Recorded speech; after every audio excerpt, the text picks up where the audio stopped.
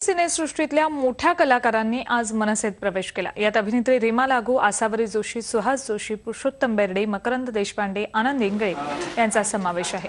काही दिवसांपूर्वीच आदेश बांदेकर यांनी शिवसेना चित्रपट सेनेची धुरा हाती घेतल्यानंतर शरद पोंक्षेंसह दिगंबर नाईक आणि सुबोध भावे यांनी शिवसेनेच्या चित्रपट सेनेत प्रवेश केला होता। मराठी आणि बॉलिवूड कलाकारांना पक्षात घेण्यासाठी दोन्ही पक्षांमध्ये नेहमी स्पर्धा असते, ती आता निवडणुकीच्या तोंडावर वाढली। बांदेकर यांच्या चित्रपट सेनेच्या अध्यक्षपदी नियुक्तीनंतर गिरीश ओक यांना त्यांनी रामगोपाल वर्मा प्रकरणी न्याय मिळवून दिला होता। त्याला शह देण्यासाठी मनसेचं हे पाऊल मानण्यात येत आहे। मला असं वाटतं की हे सभासदत्व म्हणजे आम्ही माळरानावरची लोक आहोत, एकटेच फिरणारे। अचानक कोणीतरी येऊन सांगितलं की अरे बाळा, आपल्या बाजूला भिंती आहेत, कोणीतरी वरती छत आहे, आणि ते या सेनेचं महाराष्ट्र नवनिर्माण सेनेचं आहे।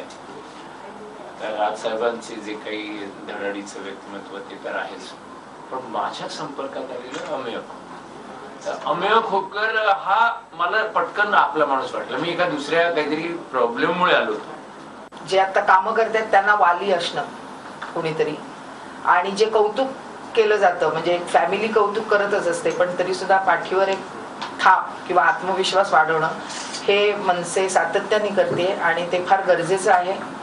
आणि त्या आणखीन पुढची स्टेप म्हणजे जे विजन देण्याचा प्रयत्न करते की शालिनी जे म्हणाली की नवीन टॅलेंटसाठी आपण काय करू शकतो, कारण आता मला वाटतं प्रशिक्षणाची जास्त गरज आहे।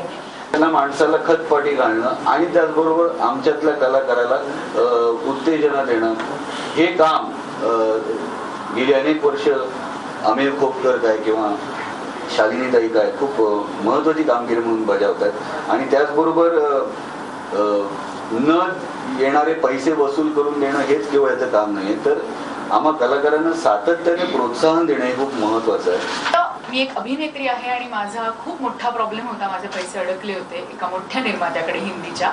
तेव्हा मी फक्त अमेयला एक फोन केला आणि सांगितलं असं असं आहे आणि चित्रपट रिलीज होतोय, सकाळी 11चा शो आहे आणि मला लास्ट इन्स्टॉलमेंट मिळालेलं नाहीये ॲज पर रूल। त्यांनी मला 8 दिवस आधी द्यायला पाहिजे होतं, पण ते टोलवाटोलवी करतायत, तर तुम्ही मला काही मदत करू शकाल का? आणि त्यांनी क्षणाचाही विचार न करता सांगितलं की तुमचं काम होऊन जाईल, तुम्ही काही टेन्शन घेऊ नका। दुपारी 3 वाजता माझ्या हातात चेक आला।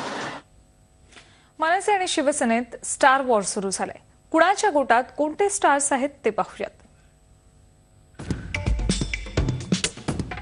मनसेचे स्टार आपण पाहतोय श्रीरंग गोडबोले, मकरंद देशपांडे, पुरुषोत्तम बेर्डे, पुष्कर श्रोत्री, आनंद इंगळे, सुहास जोशी, राहुल रानडे, रीमा लागू, आसावरी जोशी,